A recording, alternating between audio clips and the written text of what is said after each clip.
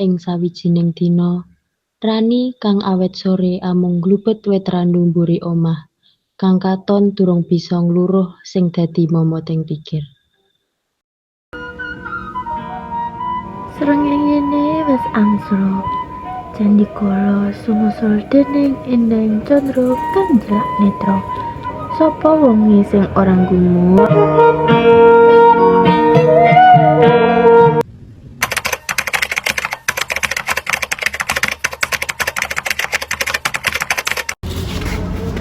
Nduk, tas wong endi sampean? Saya ngelanggar, Mbak. Kepriyen apa nek sing salah karo busanaku to?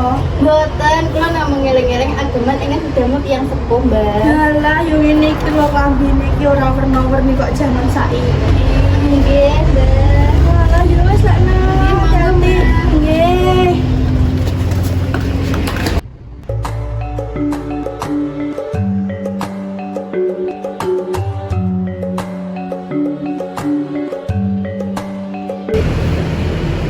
Oh alah, awakmu kok sekas mulai to, Nduk? Ora bareng Bapak. Pangapunten, Bu, kula mau panjembat mitra Rembang Busana Jawa. Jagone wis kluruk, srengéngé cemlorot saka wetan. Peksi uga padha saut-sautan.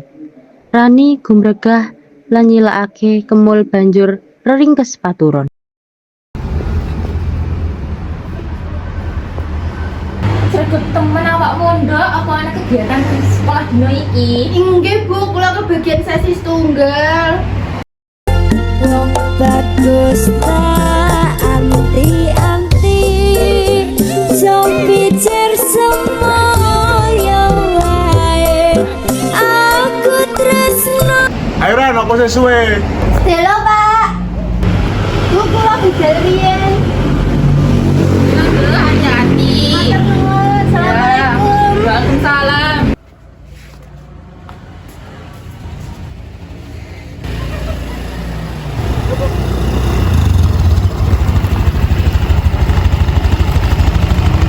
Sekolah sing rajin lho Ran, semangat. Nggih, Pak. Rani sekolah ing salah siji SMA Kutha Solo. Dina iku lumaku kanthi lancar. Rani bisa mangsuli kabeh pitakonan kang diwehi Bu Guru. Oh iya, Cah. Sekolah arep pengen pagelaran budaya Jawa. Ibu pengen salah siji saka kalian enek sing dadi panitiane. Piye Ran, kowe katon seneng banget. Ana apa? Bu, kula kepengen nguri-nguri budaya Jawa. Mligine budaya tradisional. Fokusnya ning bagian apa busana tradisional Ran? Jane Bu, dilalah kula kenal kalih tiyang sepuh ingkang tasih remen ngagem jane. Kula kepengin para murid mboten supe kalih budaya Jawa. Wah, apik dhewe Muran. Awak dhewe iso bantu yen kaya ngono. Piye, Cah? Yo wae. Aku bisa bantu. Aku bisa bantu. Ran, aku melu. Engko awake dhewe ngumpul wae kanggo rembug luwih lanjut piye. Yang ngomongin semangat ini iki, ibu dadi ternyum. Muga-muga lancar ya carane. Pungkas anggone sekolah metu saka kelas, Rani nyeluk kanca-kancane supaya nglumpuk ing omahe Rani. Rani uga ngajak kanca liyane, yaiku Mimi, Nita, Tari, Tami, Tanti, Jenny, lan Joko. Sakwise nglumpuk, Rani miwiti ngandharake apa kang dadi kekarepane. Lah iki bocah-bocah kok durung ana sing teko ya?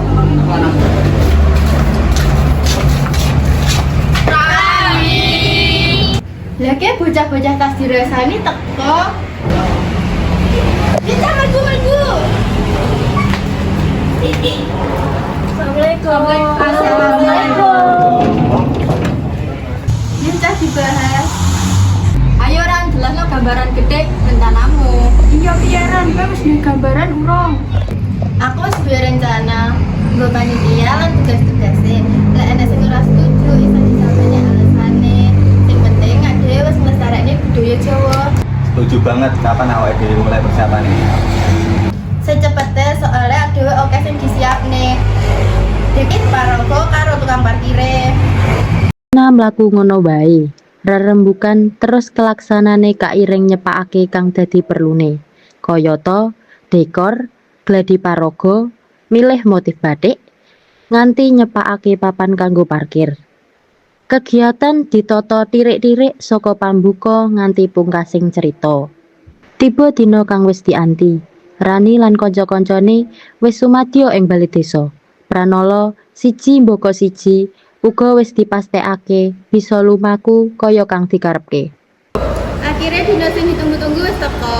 Iya Ran, para tamu wis siap nama panggilan.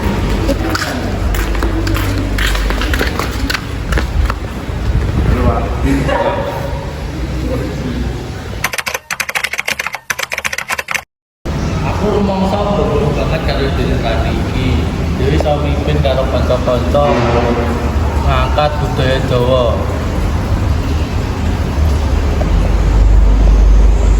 Camat bangga awak dhewe.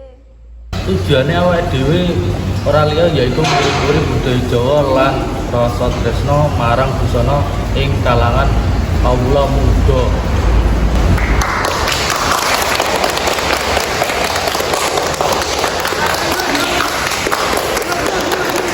Amanat saking sandiwara inggih menika wigatinipun para muda-mudi nggadhahi rasa tresna lan mongkok dumateng warisan budaya luhur. Kados dene busana jarik supados tetep lestari lan dipun tresnani dening kaum muda-mudi. Kita sedaya saged nglestarekake budaya Jawa menawi dipun tindakaken kanthi gotong royong. Gunakaken teknologi kanthi wicaksana, saged mujudake manfaat kagem tiyang kathah lan saged jagani jati dirining bangsa wonten ing jaman modern menika.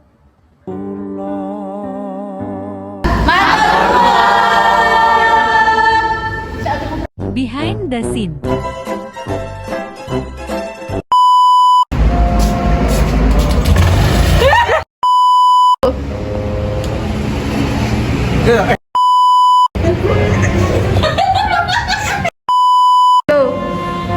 Oh iya, Cah. Oh iya, Cah. Nek kowe